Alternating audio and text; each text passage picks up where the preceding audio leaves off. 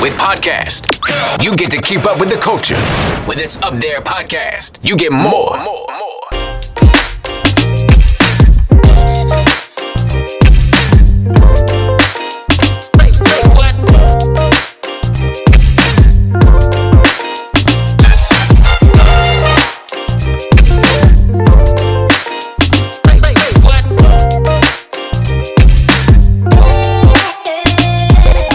Not dead price, I was smiling at you when I'm not dead nice. I was on IG when I caught that I want a little love drug when they not dead night.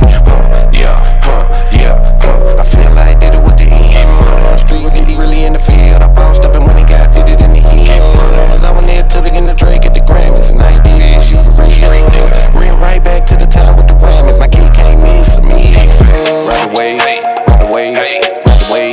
no. I ain't gon' let them get mine and you learn that for sure. All niggas gon' hate on me and I'ma make 'em answerable. With this song and they fail, they gon' grab some more. Edit up. Thank you for watching another episode of It's Up There podcast with your boy Looney, Big Loon. I am your active and attractive host for another episode of the fastest growing podcast on the market right now. We want to start off as we do every episode with thanking everybody that's tuned in. We do need to incorporate starting to let you guys know to subscribe. You know, they're putting in place now where you can subscribe. So subscribe, send us some money or something on there, do something like that to, you know, let us know you tapped in now. You know, I am a hustler, so it's only but so long I'm gonna be able to, you know. So you got to let me know it's out there now, or you know. I got a bunch of jerseys up there I can grab. You understand me? So yeah, put it in my life. You know what I'm saying? Sock it to my pocket. You dig what I'm saying? And let me know it's real. Let me know you tapped in. But I want to thank everybody that's tuned in. You know, if you're looking at the video version of this podcast and you want to hear the audio version, you head to anywhere you get podcasts at and you type in It's Up There podcast with Looney, and then we'll pop up there. If you are listening to the audio version of this podcast and you want to tap in with the video version, you head over to FOGFO TV on YouTube and tap in with me there.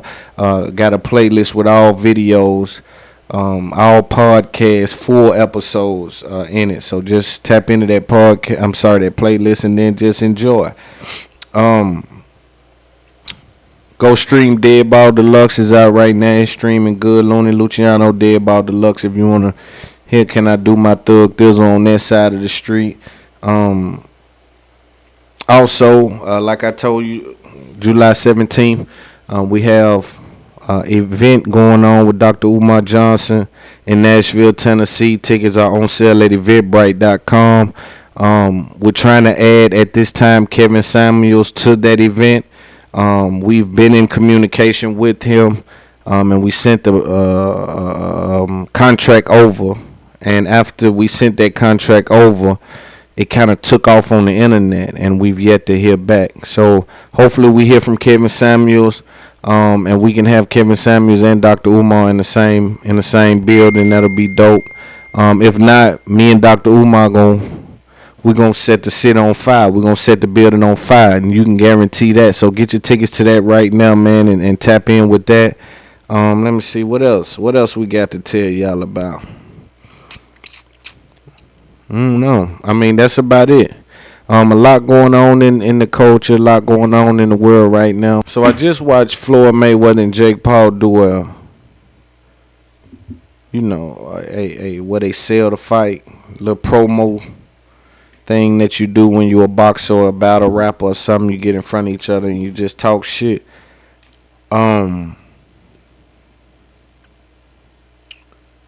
Jake Paul grabbed Floyd Mayweather's hat, right? I felt like, when I first saw that, I felt like it was fake. And I was going to come in here and say some things like, why would Mayweather agree to let a white boy grab his cap off his head? Like some type of, these type antics ain't necessary from a Floyd Mayweather. That was my first approach. I looked at it a little more, and I'm not sure that it's fake. I'm not 100% on the other side, but I seen some more video and was kind of like, that's the reaction I was looking for out of Floyd. Like, you don't, hey, yo, son, don't touch me, boy. Don't touch me, boy. Don't grab no head off my head, nigga. If I drop some money, leave it right there. Don't even help me. If I drop something, let it lay. You see what I'm saying? Because there's you setting precedent, homeboy. See, but in my opinion, he feeding off the Conor McGregor. See, Conor McGregor touched him. These white boys starting to like they can play with Floyd. Now, they jealous of Floyd because Floyd is getting a whole bunch of more money than everybody that you can name. Maybe all of them together don't get the bag that Floyd get. You dig what I'm saying? So, there's some animosity there. You in the same sport. We in the same, we peers like. But I'm so far ahead of you, I might lap you twice. You see what I'm saying? Then I'm a nigga. I gotta stop saying that for YouTube and things of that nature. But I'm a black dude. You see what I'm saying? And you can't tie my bootstraps on nothing. Money, I beat you up. I'm in great shape. I'm living a certain way, right? So at first I thought it was fake, but I look back and say, I'm not sure that this is fake. This might be a real thing. This might be a real thing, but don't. What make y'all folk think y'all can do stuff like that? Key. And I know Jake Paul, you mess with the rap too. Y'all like he nibble in the culture too, but I'm talking about period. I'm talking about on some man things though. What make y'all think y'all can just do stuff like that? And see, me walking into the game is like, man, I hope they don't think we can play these kind of games. Y'all might be playing like that. Kiki Kakan and all that. I'm here to get some money. All that other man like, yo, if I'm smiling and laughing, it's because I'm sincere with that. But I don't want to link up with no dude I know and you got to snatch my hat off my head and run and they key to set. Nah. Man, don't do that, man. I got people got my legacy, man. You know who I am? You just go, nah, we ain't playing that type of game. I'm not playing that type of game. In addition to that, I saw Joe Budden is keeping his podcast going. Now, is that a good business move? I can't say. But I told y'all to begin with, he'll get you back and be plotting his out. Now, this ain't an out for him, but this is a very serious matter. We talk about my podcast. We talk about if he stands on that, my life is dedicated to this, and y'all just dipped on it, which could have wrecked my whole thing I've been working on and finally got it to the pinnacle. I'm consistently number one, number two, right? And people are number one, number two right now that's interview based. See, there's things like that people are not putting in perspective as well. When you look at the numbers, it's a reason I done this like this, why I got a whole bunch of interviews in the tuck. There's a reason I haven't dropped them yet. Because there's a difference when your platform is interview driven and it's becoming number one. Because they're there for that. That's what's called a spike in your consumption.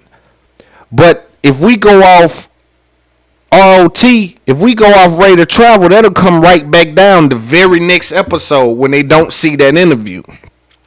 So it's important for Loon to put 100 episodes out and then drop some of his big interviews. Because I need the people that's here, that's rocking with me, to rock with Loon because they know Loon got some insight. I've been there with him. I saw him, I saw when he first started how the camera was this way and he had one camera. Then he went and got some more, and then he didn't even have a mic like that. And then he went, I need them to be able to walk with me. You see what I'm saying? But I just hope that's puts it in perspective what it means to be number 2 on the charts consistently when you're sitting there without a guest. That means my overhead is low, because you can bet your bottom dollar a lot of these interviews are being paid for. It's no incentive for some of these people to sit down with some of these people, but it's hustle. And I never knock the hustle. I understand the hustle. But that dude that's right behind you in that number 2 or number 3 spot, he is somebody that's there on his own merit, meaning just the consumption of him. And he is not on a couple of different platforms which cuts the consumption down maybe 10, 20, 15%. So there's business to look at when you look at somebody that's number 2 and then Marl and Rory dip on it. Boom. They're gone. Now, I told y'all one thing. In my opinion, they took too long. What you gonna do if you, like I told them, when they first left, that first 10 days you needed to have what you wanted from Joe Budden.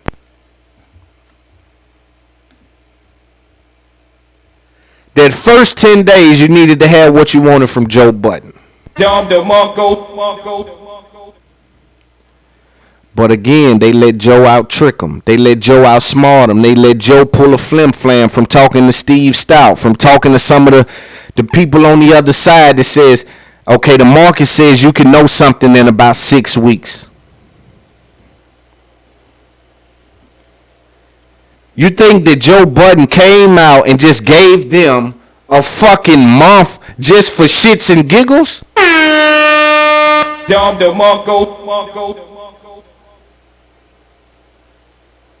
So you didn't even peep the play. What he was doing was, we're going to get this amount of time because the market decides ultimately, right? And if I'm right, these people are here because they love me, Joe Budden. They like you guys too. But if we flip that switch, and it's Rory and Marl and no Joe Budden, those numbers will go down. Especially if I pop up somewhere else. Those numbers will go down, right? Nonetheless, there's a reason that he chose 5-6 weeks.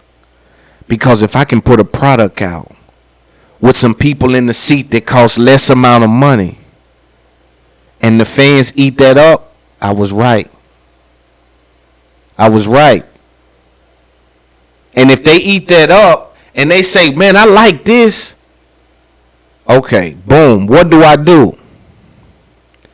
I say you have the podcast, but you don't introduce it like that. That's shoddy. You throwing shots at your guys. In my opinion, you don't introduce that podcast with a picture from on Patreon. Like, yo, fam, get your boys back in there for a month, then pop out with that. Throw some behind the scenes shit up there on Patreon with Ish and Ice. You know what I'm saying? Or something. But don't sit out and instantly create that because it's a slap in the face. And what Marl see, that's the thing about drawing a line in the sand. Well, I'm only here if you can't respect me. It ain't what it is. So when I make a move like that, now what? Because at some point you got to quit talking about you can't disrespect me and I got to stand on what I've been saying. That's the whole thing. If you tell a nigga, man, hey, man, don't say that no more, man. Get that out your mouth. And he said again, you just have put yourself in a position where you gotta hit him or react. Because you basically drew the line. Now that's the last time that's gonna be said around here. And when I say it again, and then what? Because these other podcasts are doing $1 million without you guys here. And those other 2 guys I could probably get for 50% of what I give you guys, which leaves me more money to upgrade things. I might can go get a warehouse and this, and you know what I'm saying? So, but again, this was some of the 52 fake out. It's a reason why he gave them a month. He was expecting the fans to rally against it like they did at Complex. No, no, no. But the fans start saying, I fuck with this. I like this. Puts him in a situation. What do? You understand me? But I've always told Joe Budden, you got a male platform and you keep introducing female podcasts. That ain't what you do. You have to have another male podcast. Unfortunately, I don't agree with doing it in such a way you introduce the podcast on an Instagram photo, letting people know I'm still doing this podcast. Give your boys enough time to get their feet back in the door and the fans appreciate them. And make it seem like they worth something to you, right? In my opinion. But I think Joe Budden doesn't know how these things come off. Because he's looking at it on the other side. Now, why would I walk away when I potentially can do $2 million in a week now? But 6 weeks, 6 weeks just gives you enough time to test the market out fully. And like he said, see, you defer. You see how you did. If you paid attention to it, see, I watched this whole game. Not even only just the blacks, the whites. I watched the game. I know what is what. I know what it looked like. I know what it supposed to look like. I know when it's flimsy. I know exactly what needs to be there. I know exactly how many eggs goes into it. I know exactly how much butter needs to go. Like I'm that in tune with it. So when I seen that he instantly jumped out and said 30 days, a month, 6 weeks, I said, what? That's a long time, man. You can lose the audience by then. But that's another one of them times where Joe Budden is playing. All my chips in. Let's bet and see what happens. Now I got all the leverage. You've lost all leverage. And you steady more talking friend. But that's not my business. My job is to give the game to the youngsters and the potters and the creators and my job is to put the information out there that I see that can help the next little nigga. You understand what I'm saying? Because I know everybody is hoarding the information. Black power, right? I got a conference call with a white guy, a Jewish guy, or whatever he is. Shout out. But I'm getting information from these guys. Where's my black counterparts at when I'm paying? I got money. You see what I'm saying? You see what my cameras look like? You see how many angles I got? Don't you got to know this space is carved out of something? I got to be living in a certain kind of condition to be able to do this. I'm invested in this. I don't hear peep out of nobody, and I got money to spend, so I can really see how the youngster without no direction, without no money, how it can seem like it's a never. You can't do it. I can feel it, right? So that's why it's important for me to dissect business, dissect the game. It's important for me to make it digestible for those that come out of the slum, or even those that understand something but never heard it in such a way. It's important for me to do that. So when you see me break down a contract, or when I tell you about Rogan and his place, his place in the marketplace, or his position in the marketplace, or when I try to break down consumption, when I'm the first nigga to do a live pop-up podcast in the city, when I'm the first guy to have a podcast in the city, when I'm the first dude to sit down with a fridge, to sit down with an LT, to sit down with dudes from the street, right? When I'm the guy that's running around with cameras, then I'm out the street, verified. Verified. You see what I'm saying? I come from a place, man, where it's just like, I can see what it's like on the next level. But I can also see what it's like on the level up under that. So I'm knowing that the ones down there that's following me, they're stealing game from me, right? They stealing game from me. They don't think I know. But I don't get to where I'm at without knowing that niggas is stealing game from me. Your favorite guys. When they hear me put something down, trust and believe, no matter who I tag, they come and see it. But I don't have any contracts with nobody, so it makes no sense to blow it up. And I make all the money, in their opinion. But it's also important for me to put the information out there. It's important, man. It's important, man. You understand what I'm telling you? This is a situation where ain't nobody clocked in on this but me. You understand that? You know what it may cost me to operate this thing at a high level. And rap. And have home. And take care of fam. And help mama. And help. Do you know what this thing take? But we look over certain things because it just look normal. But that's where the creator come in and said, Lone, you get some information, get that information out. Now everything I can't give out. But if you're a real creator, you don't need everything. You'll figure it out. You just need a few. You just need a, damn man, I can't figure out where to start. You see what I'm saying?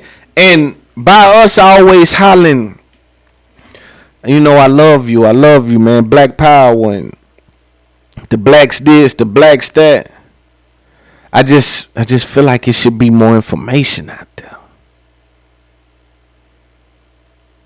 And I'm critical of it. You know, I don't disrespect people, right?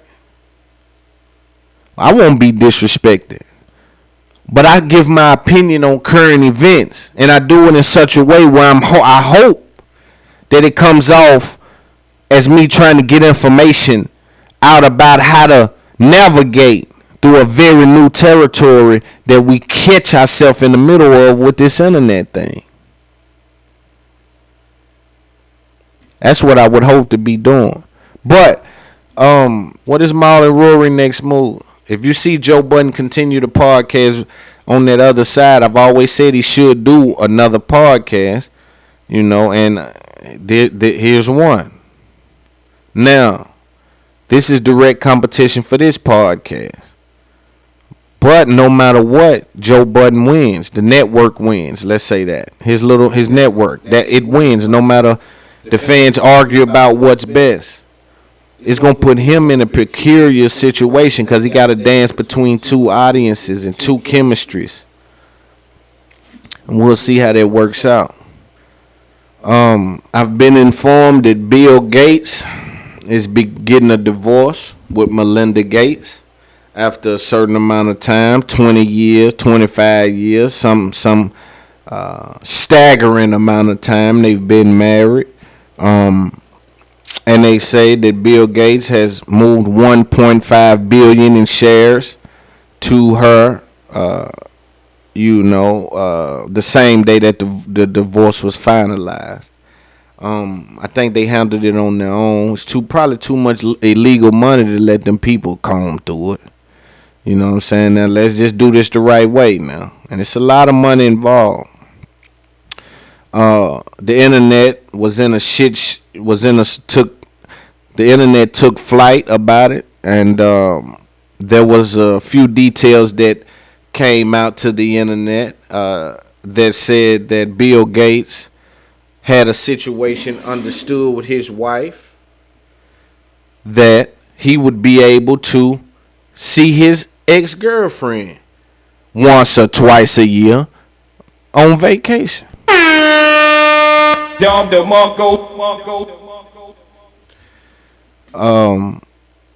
I see that Kevin Samuels, and let me get into that a little bit.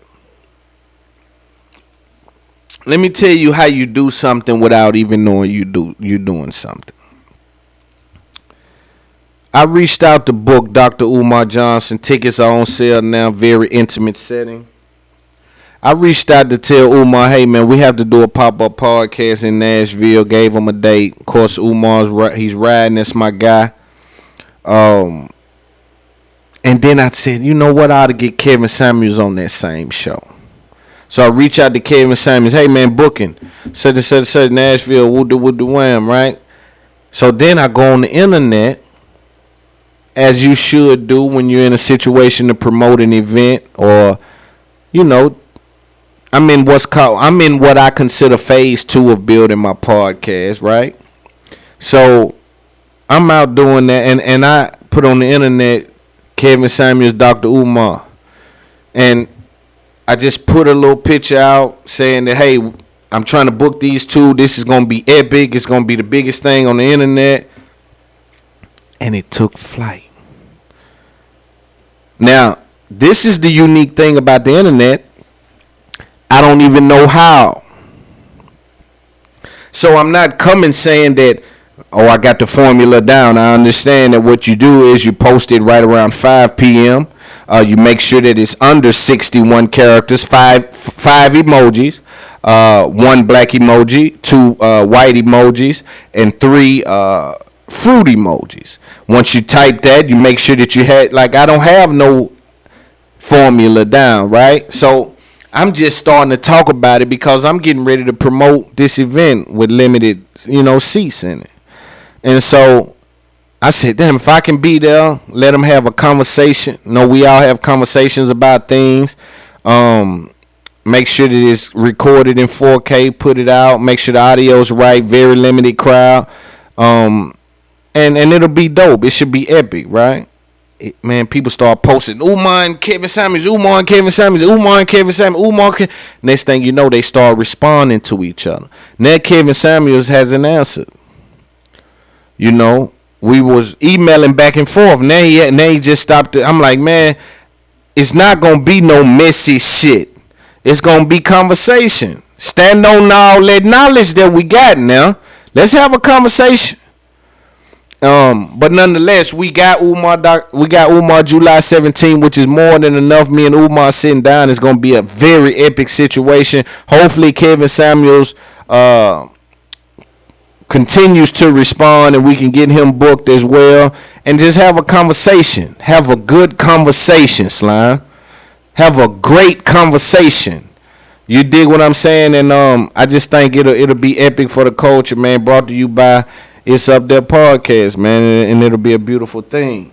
But anyway, so Bill Gates had a situation, and Kevin Samuels was speaking on it, about the high value men have options. They exercise options. And I was just thinking, man, I do think men is 20 to 1. It's 20 women to 1 man, man. And then don't go to breaking it down the way you really want a certain kind of dude. And he having some, this and this and that. You see what I'm saying? Cause now it's 60 to 1. You know what I'm saying? And it's important that we bring more to the table, man, than sex. And that's on either level. Anybody around me at this point in my life, they learn from me. They get game from me. They get understanding from me. They also can get some paper if they need it, if things get sticky. They also can get a little bit of gifts.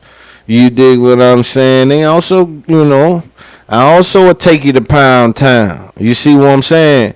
But it's important that I lay a foundation where you get love and you get security and you get privacy and you get passionate and you see what I'm saying? You get these things the way you can feel like you actually got something tangible versus she'll just lay down for me. Because that's so easy for a dude to get nowadays. For certain kind of dudes, that ain't an issue, is my point. It's the furthest thing from priority because it's the closest thing to getting. You see how that works? It's the furthest thing from priority because it's the closest thing to me. I can get that anytime. These folk here, bang. You see what I'm saying? They know it's up with me, so it ain't we ain't having no type shortages on that nanny now. There ain't no shortages on that. So in a relationship, it's important to make sure you bringing all the way around the board.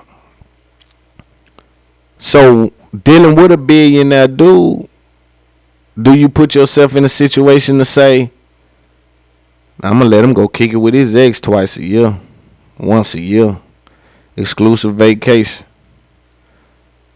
you know? But somehow the white man been able to trick his woman that they can, you know, or they been able to trick other people. I ain't even gonna say his woman, because a lot of times they cheating their woman, just holding them down, but the public look at it like, I'm shocked he was cheating, or they're just a platonic relationship. They're just friends. You know if Loon take everybody, we in the Bahamas, me and your girl in the Bahamas. She's at Pound Town, man. If me and your girl is at Bahamas, she's gone to Pound Town. You see what I'm saying? And it's almost understood. You see a woman with me somewhere on vacation, they just instantly, they don't think I'm out there and we just cool and reading books and thinking about, you know what I'm saying, some kind of how a certain kind of white boy done been able to trick the woman to think that they can be out there with a woman and ain't nothing going on. I'm too geeky to understand, but I think it's cap. But I think she understood that there was, intimacy involved with those vacations, right? I just think she understood what was at risk. Kevin Samuels tends to say that you got to deal with it, ma'am. Ma'am, you got to deal with it. You got to deal with your dude's high value. You got to deal with him dealing with more than just one woman. It is 60-1 out there, ma'am. I was just talking to one of my homeboys, and we was talking about just in our younger years coming up and dealing with girls and pulling up at their house, and some of them be living nasty. You be like, man, this a woman, man. This shit here crazy. I'm talking about this. Wow. You see what I'm saying? Like, you in a situation, you living like this, you getting dressed out the flow. That's why I said, man, next time I meet a motherfucker, I'm asking them questions. It's different. What days you wash clothes on? What's the last shit you done cooked? If you just holler pork chops and spaghetti and shit like that, I know you basic. You see what I'm saying? I got to ask you certain little thing, because I've seen a girl carve out a little section of the room and sit there on her phone. And you be like, what's going on with beloved? Whole rest of the house dirty. And you will be the first person to say you don't got no time now. You just ain't cut like that. You see what I'm saying? You got to be cut like that. You got to done saw that and grew up under that and want to live that way, because my house got to stay clean. Because a clean house allows me to think. It allows me to feel. It allows me to at least be. Sometimes I sit down in my room, man, and I got the orange room. I got some orange shit going on. I got a whole little setup going on, right? I'm talking about the burnt orange with the brown, 2-3 different color. Like, that shit hard, right? So I got the setup going on, but it's like, sometimes I sit in there and it just smell good and it's clean. I be like, man, this is cool. My mind can go. But you motherfuckers that can lay in filth, you ought to be ashamed yourself. So Ebony K. Williams, which is, she's a lawyer. She's someone that works close in the culture as a media personality. I think she was on State of the Culture, actually, with Joe Budden. I think she ended up leaving that show for several reasons. People tend to say things, but that's another note. She had a situation where she went on Wendy Williams and spoke about her boyfriend of 4 years did not spend the quarantine with her, which ultimately ended their relationship. Let's hear a clip from it. And you know what? This quarantine, I think, like a lot of couples, Wendy, it made us tell the truth about our relationship. With this Up There podcast. Almost 4 years. So you never spent that amount of. Did you live with him at the time of quarantine? With this Up There podcast. With me. He has 3 children, 2 of which are young adults, and he chose to quarantine in New Jersey with his semi-adult children. And for me, listen, I'm not a parent yet, so I get that they're number one. Right. But I need to be number one, Wendy. And I wasn't number one, so I needed to move on. Okay. How long did it take you to move on from the time that you realized that he wasn't going to come quarantine with you? 6 months. With this Up There podcast. Doing the couples counseling and everything, and then On Zoom? yeah, and he's a lovely man. Just wasn't for me, you know. Yeah. He's older. He'd been there, done. Now, what that said to me was, see, and then you got to understand the type of mind you're dealing with when you're dealing with Ebony K. Williams. See what I'm saying? When you hear that someone's a lawyer, you got to understand that they spin game is Crash Bandicoot level. You know what I'm saying? When somebody's a lawyer, they spin game is Crash Bandicoot level. So what she's saying is he chose to go stay with the baby mama. He was probably always operating with 2 families, allegedly. So I want to get some game out. I want to sit here for a second because the harsh reality is that a lot of times, especially when you're dealing with older men, you're dealing with a couple of different families. Because the young woman that he's dealing with, he understands that, man, this ain't nothing. I'm just here for the ride. You ain't finna, you see what I'm saying? So a lot of times, that's the situation, but you necessarily don't understand. Because some people, old school pimp dudes, they got to understand with they girl that they may not be home on Christmas. They gonna be over here with the new young girl. I done spent 20 Christmas with you. You know this forever. I done gave you in on everything I own. But shit, I got to get on back out here. Some of them old school niggas is man, them dudes is they next level. You know, and sometimes they operating with 2 families. So what it sounds like, in that situation, that this guy was already operating with 2 families, and the quarantine just put it in your face. See, the quarantine put it in a lot of people's face now. I will come to see you once a week. Since quarantine, man, I don't know where you at and don't care. I'm at home with the real one. I'm at home with the one that's going to wash my back. And if I get paralyzed, going to take care of me. I was just playing in them fences. I was just playing in them backyards, man. I didn't come there to, you dig what I'm saying? But yeah, now this quarantine hitting, I'm home. But she left the dude, you know, because if it was really about the kids, how do you argue with the kids? But it's 2 things she said that let me know it wasn't about the kids. There's a woman there, and she's a lawyer, so that's her way of framing it to make herself feel better. She said some of them are semi-grown, and then there's a small one. So the baby mama got to be around the small one. So the small one just over there chilling? Nah, the baby mama's around. You didn't feel that. You didn't like that. One of my homeboys is like, man, most people run back to their baby mamas and baby daddies. Hey, man, I don't care who you be with, man. Whenever you want to leave me, man, you ain't got to tell me. I'm knowing ain't, you know what I'm saying? You can just dip. You dig what I'm saying? Ain't too, you dig what I'm saying? So it's those kind of situations, you know what I'm saying? Because I may not tell you when I dip on you. Unless I owe you that, unless we in deep. You know what I'm saying? But if we just playing around with it and you disrespectful and this and that and you talking, man, I would dip on you and you wouldn't even have a clue. You'll just pop up one day, I'm gone.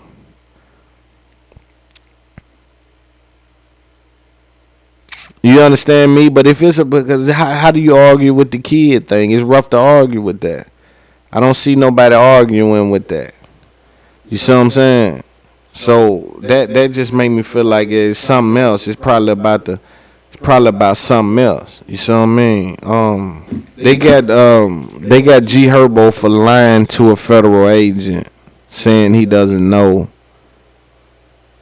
the promoter guy that's tied in on the case. So G Herbo has been, I don't know if he's been rearrested or they just upped his charges. They charged him with lying to a federal agent about knowing somebody. I seen a lawyer say that it must be weak for them to bring up something like it. He got caught lying.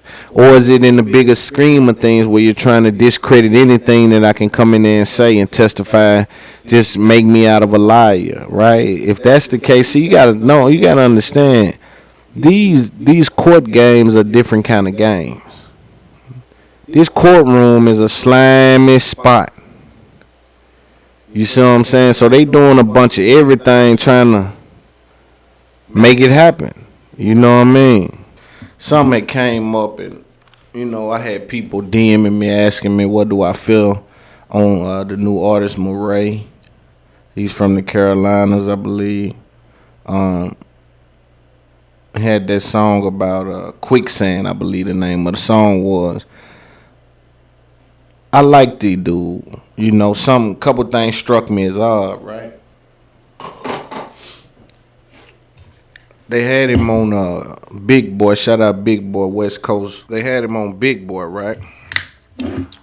They had him on Big Boy's radio show out on the West Coast. Big Boy in the Neighborhood, and they was kind of asking him, man, what was it like, man? Because people have made the gesture, made the comment that they believe that he's an industry plant. For those of you that don't know what an industry plant is someone that the record label signed with the intention of presenting the act as some sort of grassroots act that's gonna wheel and deal its way up to the top right in front of your very eyes. But this has all been an orchestrated plan from the jump. So that's kind of an industry plant, right? Working on behalf of the industry but acting like you're not. And so some people want to attach that label to his name. And when I think about it, he said, I'm not basically said he denied it. I'm not an industry plant. I'm somebody, man, that's just happy to be here. And he does give off the happy to be here energy. And I can appreciate that, I'm sure the white people can appreciate that, the very, just that type of vibe, black man with that kind of vibe. So, just thinking about it, I said, damn, man. I asked myself, I said, Luna, do you look at his situation and then do you think he's an industry plant? His situation is he's got love from DaBaby. He's got love from J. Cole, who rarely even tweets or do anything in regards to co-signing type vibe. And then if he does, they've done something surrounding this to allow people to know that this is a thing. J. Cole thinks he's dope, right? This has been pushed out as press, right? Because there's people that come under my shit that say, yo, you dope. It won't make the press because there's nobody around to push it to the press. Like, look, make this a thing. Let people know that J. Cole thinks he's cool, And that's the first thing I asked myself. But then I said, well, Loon, do you think that maybe their city show love differently? You think their city maybe, post each other on the come up? And I find that kind of hard as well. One thing I will say is that it's all about the look. When you see him and you see him go on Genius and Lemonade and Big Boy and Breakfast Club, these looks right here is the machine. When you hear motherfucker talk about the machine, that's the machine. That Big Boy, that Breakfast Club, that Vlad, that Academics, that Genius, the Lemonade, Lyrical Lemonade, or whatever, you know what I'm saying? All these things, man, where you see them pop up, the Audio Mac, the this, the that, That's the machine that you talk about, because what happens is it solidifies you in the eyes of the consumer.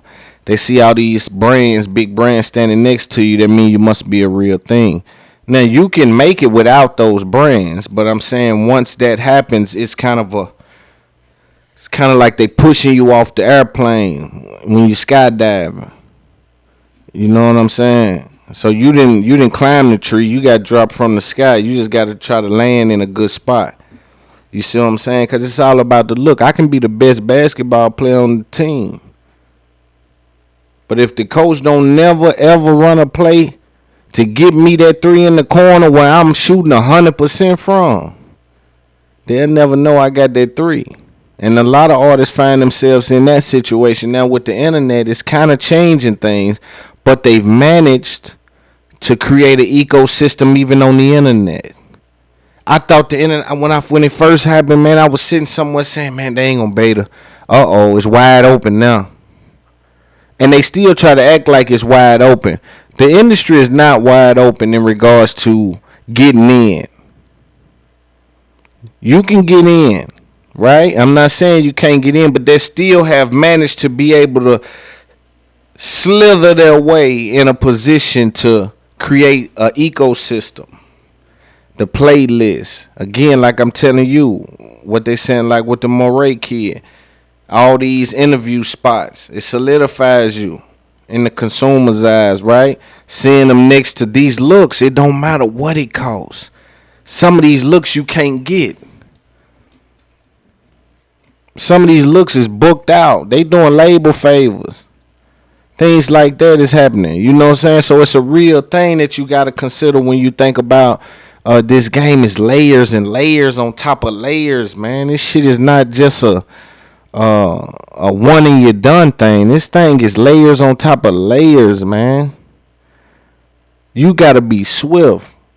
And that's why I say I know the people that's watching me. You know what I'm saying? You got to have a certain level of understanding to keep up with me. The people that listen to me and be like, well, you don't have the level of understanding. You got to have a certain level of understanding to even keep up with this kind of shit. This is high level shit. This is fast paced basketball. This ain't the slow down game. You got to have a certain understanding. I may not even finish a sentence sometime. I need you to be so tapped in that you know where I was headed. I just laid it all out. Let's move on. I got some more shit I got to get out there. I was watching the news, man. I seen something where they said that Derek Chauvin may be trying to get a new trial because one of the jurors came out and they ran pictures of him and caught him at the Black Lives Matter rallies.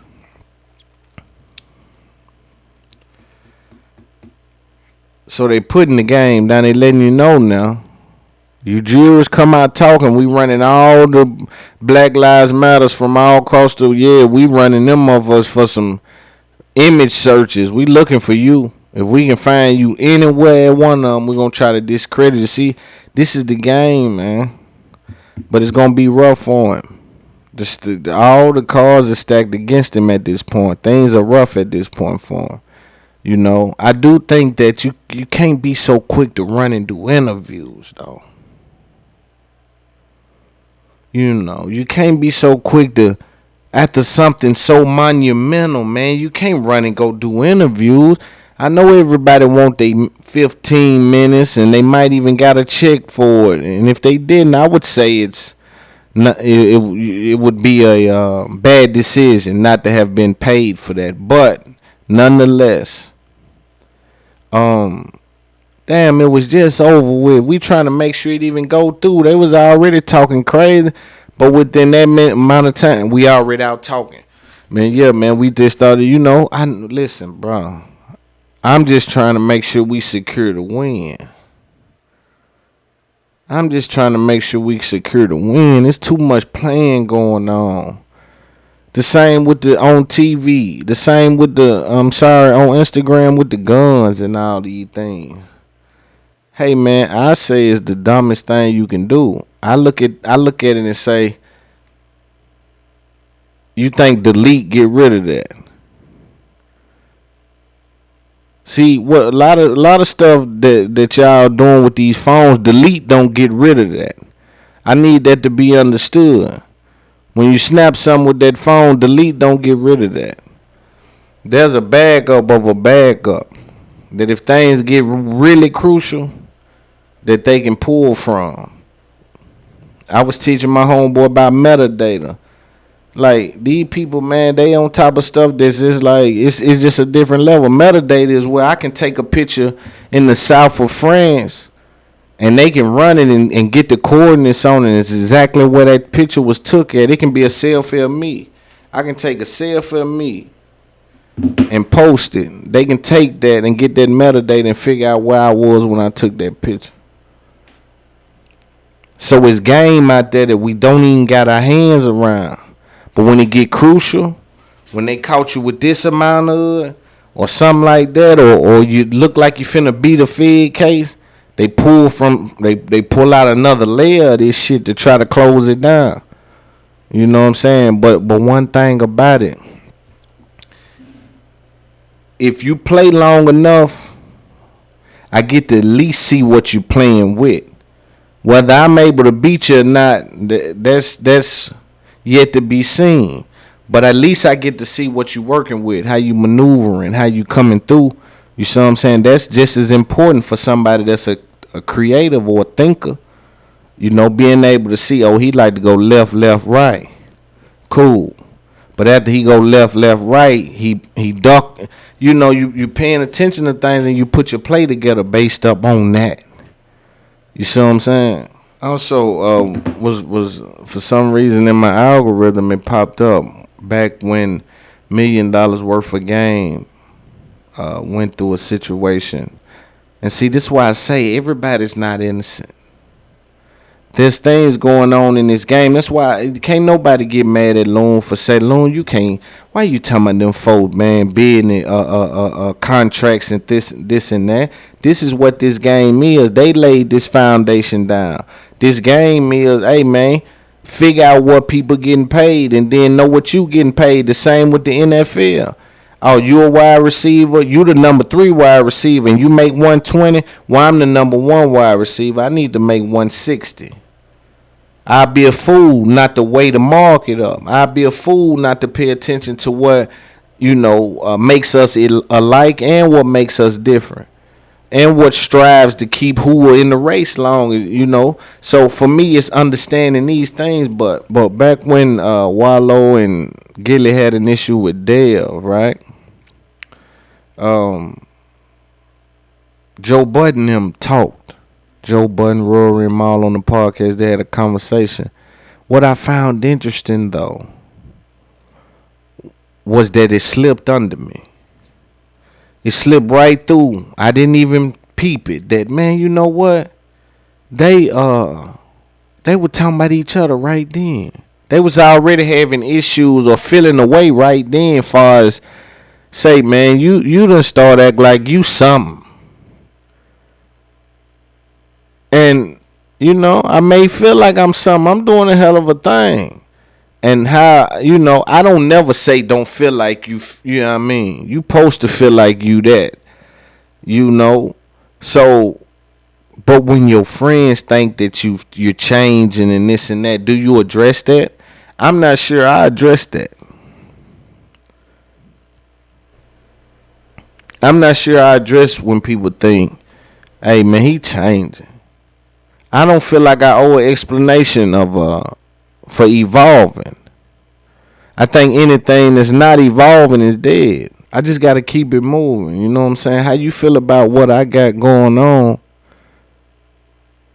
I can't let that weigh too much at a certain point because I don't have any luxury with my time. Seeing that I got to be present and involved with everything concerning me, I've yet to learn how to juggle these things in a way where I still got time to kiki and kaka. I don't have time, I'm sorry, right? And I don't have time to entertain you saying I'm great. I don't have time to entertain you saying I'm not great. I don't have time to entertain anything you're talking about. I only have time to keep my head underwater swimming and come up for air and go back in because I'm headed somewhere, right? So I don't think I address it. Now, with that being said, if business is involved with these two friends, do I address it? Now, this is where it gets sticky. If you look at them like hired help now, you don't address it. I can get anybody to sit there, man. You know, I can get anybody to sit there. And so you know, you ask yourself, does he look at him like hired help? Let's listen to a little bit of what happened, right? And how they was talking. Just pay attention to how they talking to each other, though. That's kind of grimy. But I think that everybody kind of has that thought. Now, what do you do following that thought? To that point, and this doesn't have to do with us or with Gilly. Podcast.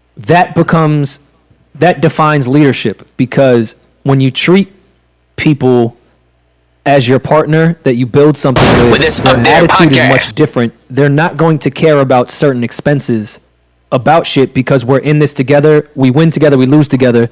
That's the point of partners. When I'm now an employee or just a contractor where I get a fee, now I'm going to behave like a contractor where pennies matter to me. With this Up There podcast.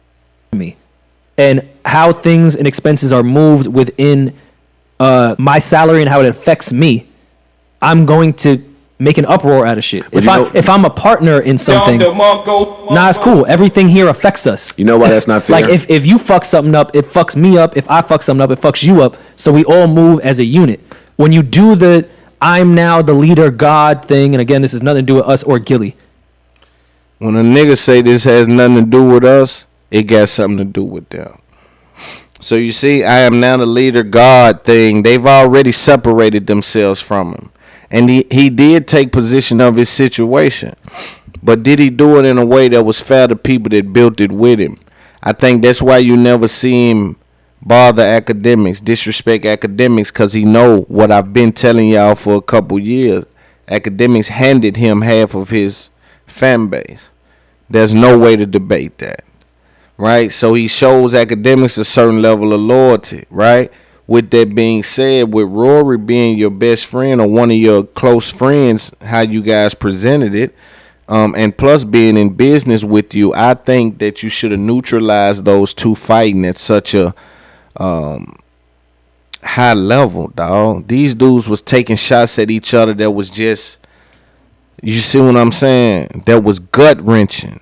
You know what I'm saying? And for you to be in the middle of that and not care enough to step in and say, well, hold on, man. Like, yo, I love both of you dudes.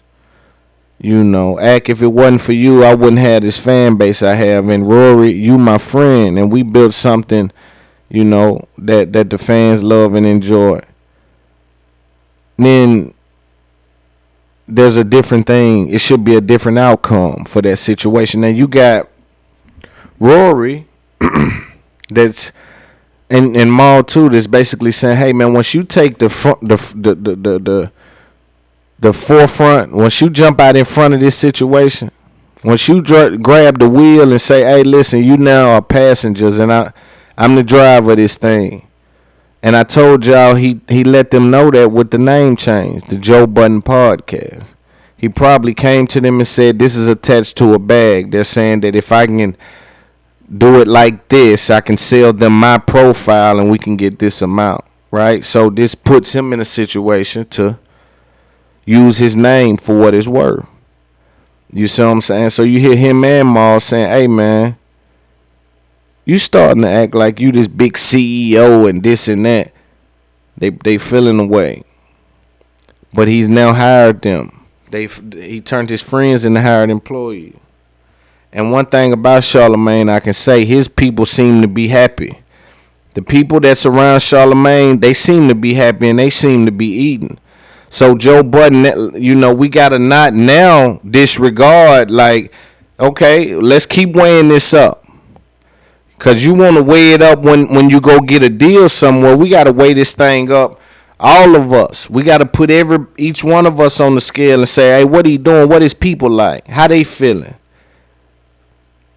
Are they paid well? Are they complaining? Is his friends? How does his wife feel?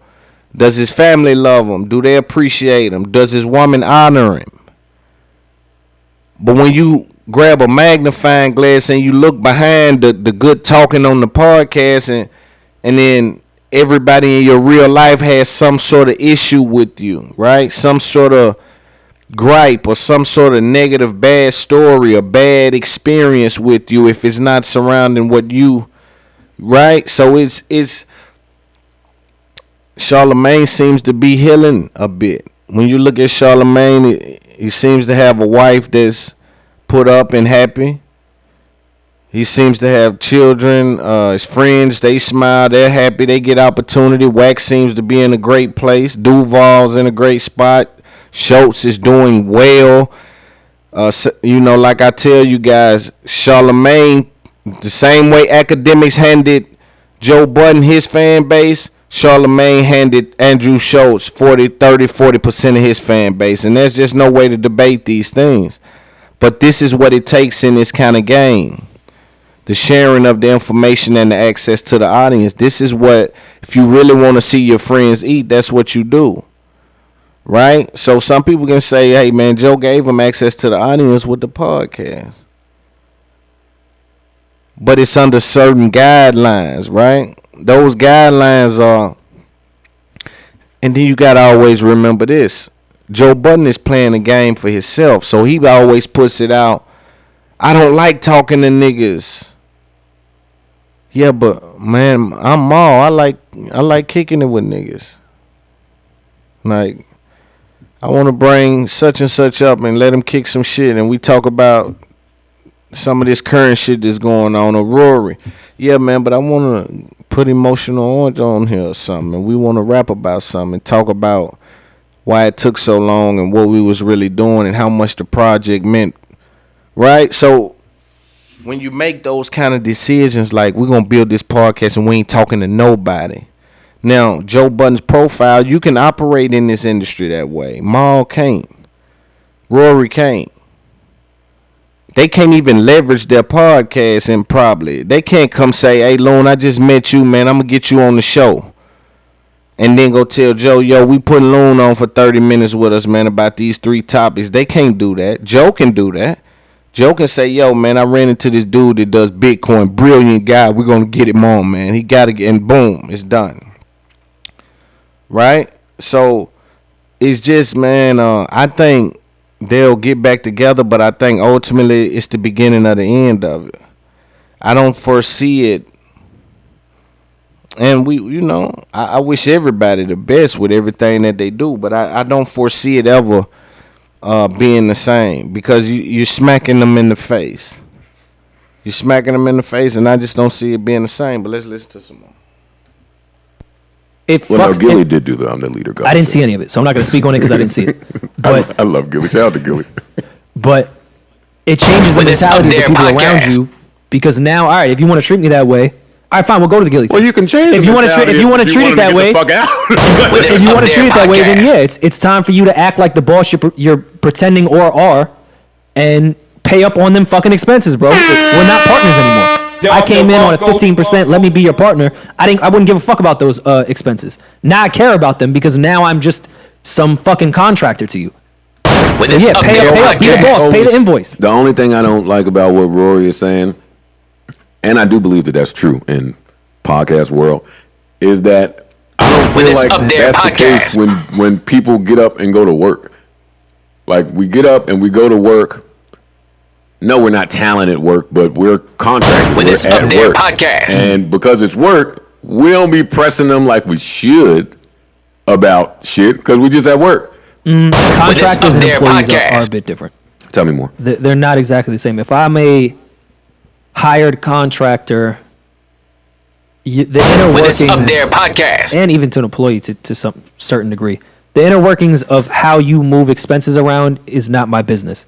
If I'm it's not my business. I'm an employee. You pay me a salary. Whatever we make as a company, I make the same. I make $75,000 a year. It's never going to change unless I get a raise, or promotion, or work off commission. And that's not the same as a contractor. To some degree, because you're hiring me for a specific service. I don't get benefits from your company. I don't. It's a bit different. I have more of a loyalty to how you run your business. With this Up There podcast, you're hiring me for a specific service, and in, let's say, Dev's shit here, if I'm a contractor, you used my place. You hired me as a contractor to use my studio. I gave you a service. Pay for the fucking service. He went in there saying, I want a percentage. Make me a partner to some degree, whatever you define a partner. Mm-hmm.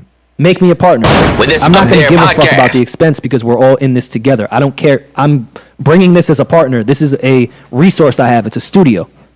I'm not going to charge you for expenses. That's part of, we're partners. But now I'm a contractor. Fuck yeah. You hired me for a service. Pay your fucking expenses, boss. See that? So he basically letting them know it's somewhere along the lines you changed the game plan. Somewhere along the lines you changed the game plan.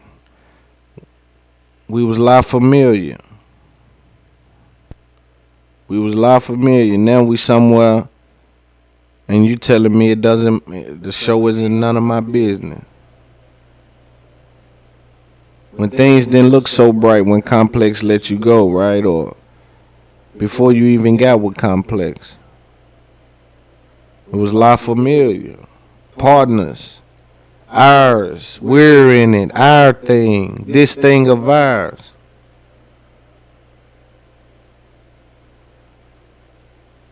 Somewhere along the lines, though, these guys feel like you changed the game plan. That's why Ma asked you live on air, man. Like, you serious, bro? You gonna tell me the podcast ain't none of my business, bro?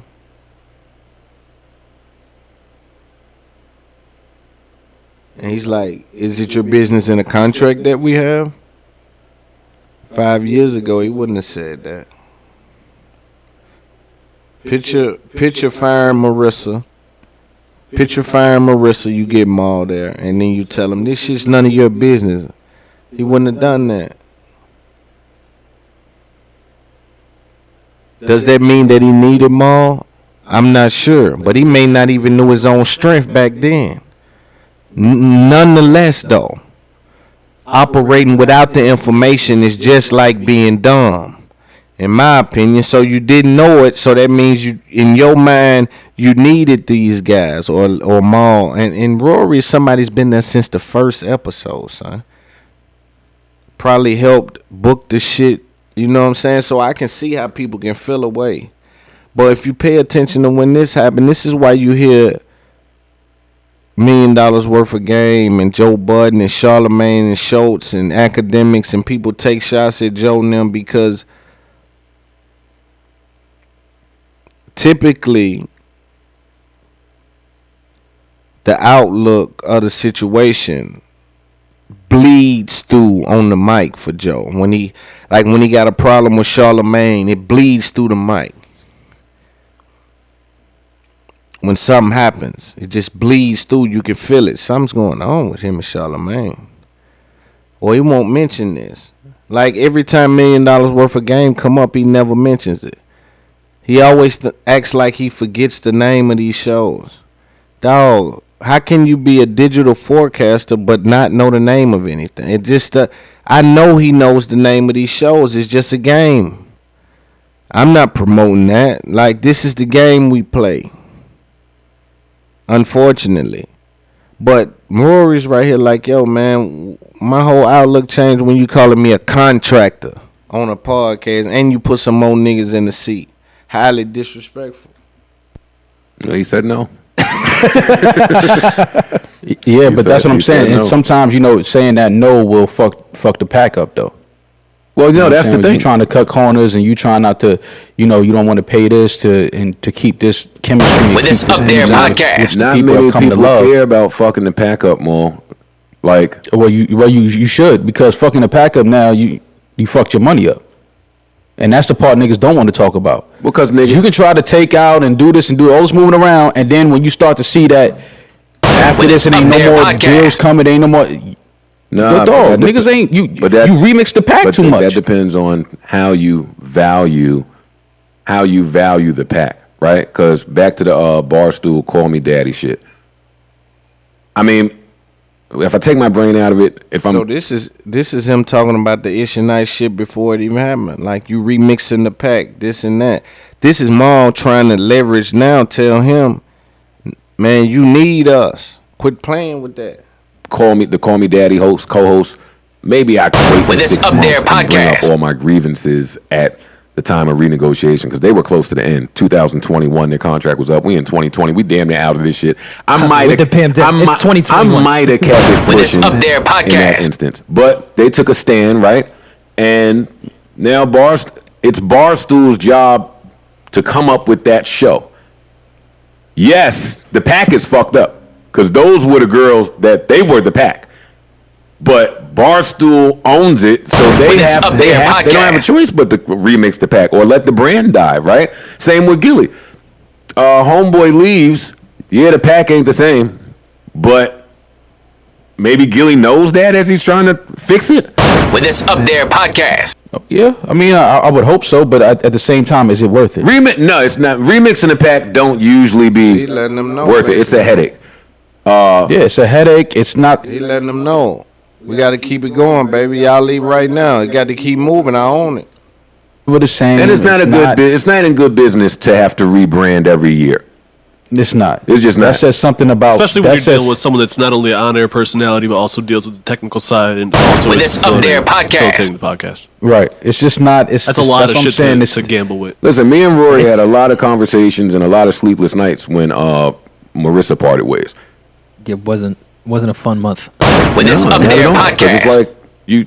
It's a lot that goes into coming up with that type of shit. Yeah. And you want to be responsible with putting someone on your platform. Which reminds me, Marissa's the only person that got fired from me twice. With this Up There podcast. My assistant. Oh, I didn't know she was your assistant. Yeah, she fell in love. It was fine. All right, that's it. That's all I got. I just bring it up because there are a lot of people starting podcasts. With this Up There podcast. Between their Gilly and them have somebody else. Oh, he's gone. He's gone. Oh shit. Okay. He's gone. He's pursuing his other passions. And shout outs to Dev. You know, we don't want to paint him. Never that because he handled it so graciously and so professionally. Shouts to Wallow. Shouts to Gilly. Shout out to that. Shout out to all of them. Shout out to that whole camp. And I just hope everything's all right. Yeah, they replaced Dev. I can't say with another if it was on-air personality. I haven't listened Up to There podcast probably within a month. I gotta catch up. I can't say if it's for better or for worse, but they have a new pack. Mm-hmm. If I'm Dev, I'm not necessarily. With this Up There podcast. Well, that'd be the unfortunate shit. It's tricky. Because sometimes it don't even fall into the money. It falls into your morals and ego. With this Up There podcast. That's where it hurts the most. Like, fuck the bread. Like, I don't know what they're making, nor do I care. That's their pockets. But you were saying the $70,000 base salary. Great. That's a lot of money to make. I feel like some your of us ego and your With this morals Up There sit there podcast. like, nah, that doesn't settle right with me. I mean, can't it be also there. doesn't seem like 15% doesn't seem. It's only 3 of them, right? 15% doesn't sound egregious to me. It's only 3 of them on air. Right. Mm-hmm. I don't know who's getting part of what. I don't know what he has offered that podcast, so I can't speak to that. Will people miss him? Well, I don't mean just personality. I mean how it functions. So. Because people With this fell Up in There love with podcast. that. People grew to love and support that. So naturally, people will miss that. They miss that element of it. I want to encourage all podcasters out there to have a clear and concise understanding with the people that you do With the this Up podcast There with. podcast. Which is a very tough And ask. that's Yeah, it. it's It's a difficult. really tough ask. So he's saying that you heard what he just said, but Rory just basically saying, but we don't have it. That's what they're saying. Listen to it. Same thing happens in music. Because people fell in love with that. People grew Now to check love out and what he support say that. now. So Just check out- naturally, people will just miss check that. out what he I say. miss that element of it. I want to encourage all podcasters out there to have a clear and concise understanding with the people that you do the podcast with. which is a very tough ask. And that's Yeah, it's difficult. It's a really tough ask. Is it? Same thing happens in music. Explain it to me. To understand- in With music, this I can Up see There how that podcast. happens. In music, I can see how that happens because in music, business things, business conversations happen very casually, especially when you don't know that it's a business conversation happening. With podcasting, though, is that really like that? No, you're It can be. asking. Anytime money is involved, it's like that. You're I asking don't one- care what you're doing. one of the most- Anytime money is in play, it happens. Absolutely. Yeah, you're asking one of the Because- most difficult questions ever to deal with people, and then to deal with people within your own money and business. And deal with egos. That's life. That's That's why I life see- shit. That's not podcast shit. Go ahead. But Vaughn. that's why it's so important to praise people that are very successful and their business is intact, because it's not easy. It's not easy to be successful and for your business to be intact. And when you see people moving with their camp With and this everyone Up There is podcast. on the same accord, like you have to salute that, because Like the I was moment just saying money about comes into play, Charlamagne. the chemistry of everything changes. I think before it does. I think before money came with us, I think I might have said to y'all, "Hey, when we get some money, I want more than y'all." He probably did. Oh, you probably I think definitely I said that. That might have been the Absolutely. That might have been that total With this Up argument There that y'all keep podcast. saying was about title that I know is not about title.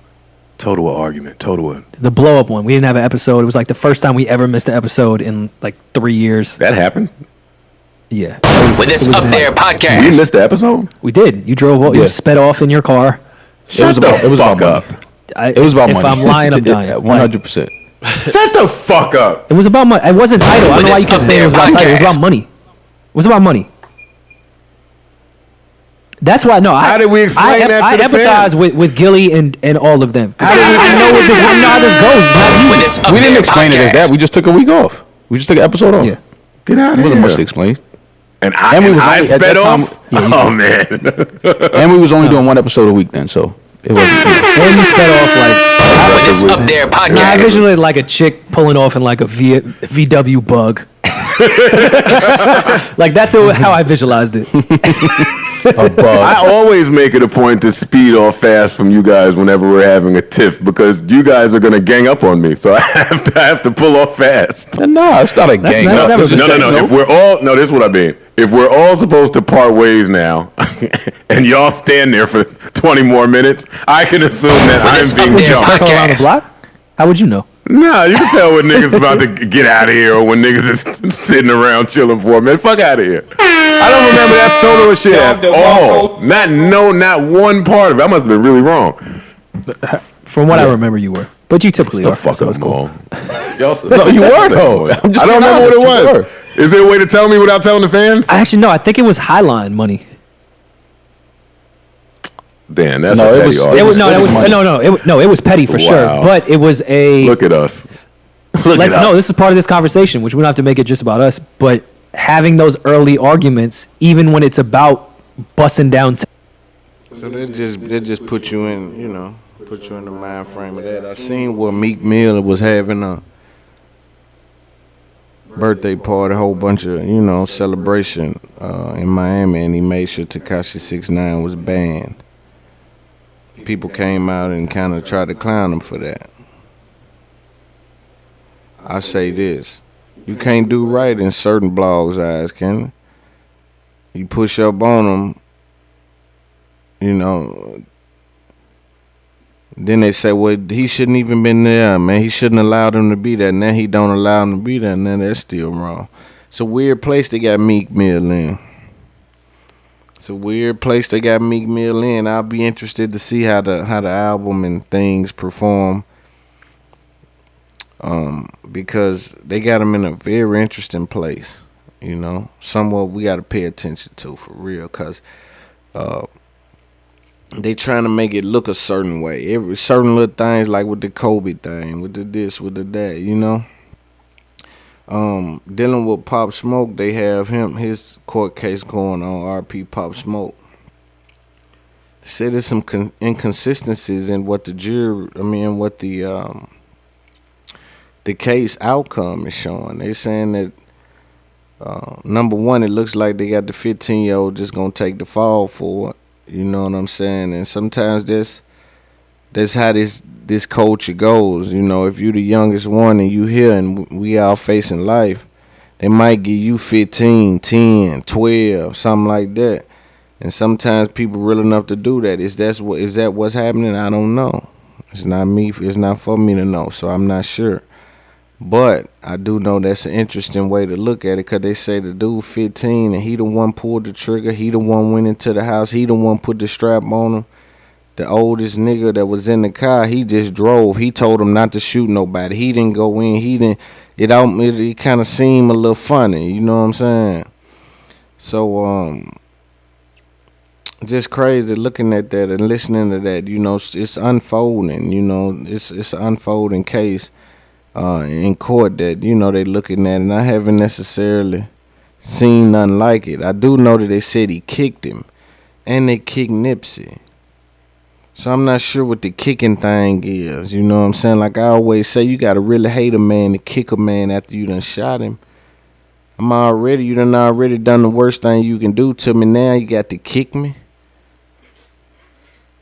You got that little respect for me. You know, that's why I say it's a dirty game, man. This game here dirty, man. I'm talking about dirty for sure, for sure. I'm talking about it ain't nowhere around it. You can't do nothing but meet force with force. You must never play, man. Anybody that ever needed information from me in 2021, how this looking, you can't play no game, man. Because they going to do you something bad, and they going to leave you there. And they might kick you. You know what I'm saying? So you got to just stay on your P's and Q's. But we watching the case. We'll see what happens with it. I'm not sure what'll happen, but I'm definitely will be tuned in to try to make sure, you know, just learn from it, get some information from it. And just that's the last resemblance that we'll get of what happened that night Pop Smoke was took.